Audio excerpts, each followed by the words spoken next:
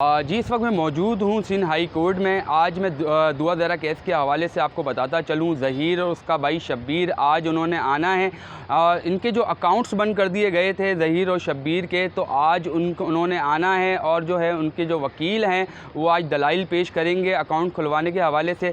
तो एक चीज़ मैं आपको बताता चलूँ, ये आवाम भी सवाल कर रही है, लोग भी सवाल कर रहे हैं कि ज़हीर और उसके भाई शब्बीर के पास ये अकाउंट कहाँ से आए। अगर वो गरीब हैं, उन्होंने अपना घर बेचा है और ये केस लड़ रहे हैं, तो ये कराची शहर के अंदर इतना महंगा तरीन जो इन्होंने जज किया, वकील किया है सुप्रीम कोर्ट का, जिसकी फ़ीस बहुत ज़्यादा होती है।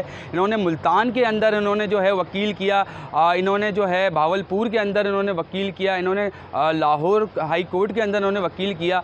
तो आवाम भी ये जानना चाहती है, अगर इनके पास पैसा नहीं है, इन्होंने प्रॉपर्टियाँ बेची हैं, तो इनके पास पैसा कहाँ से आ रहा है जो इतने महंगे तरीन ये वकील कर रहे हैं। अभी भी इन्होंने जो है एक रेंट पे घर जो लिया है, उसकी भी जो है अच्छा खासा जो है किराया है।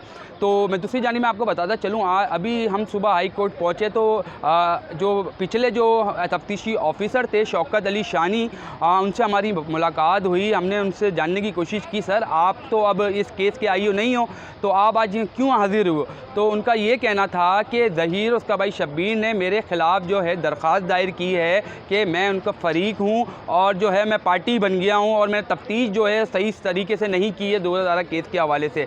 तो आज उन्होंने दरख्वास्त लगाई थी, तो कोर्ट ने जो है शौकत शानी को भी आज जो है मद्दू किया है, बुलाया है कोर्ट के अंदर, और जो कुछ देर बाद जो है समाअत है। और फिर मैं आपको बताता चलूँ, ज़हीर उसका भाई शब्बीर जो है अकाउंट्स के हवाले से आज उनके वकील जो हैं वो सिंध हाई कोर्ट के अंदर जो है दलाइल पेश करेंगे। जी।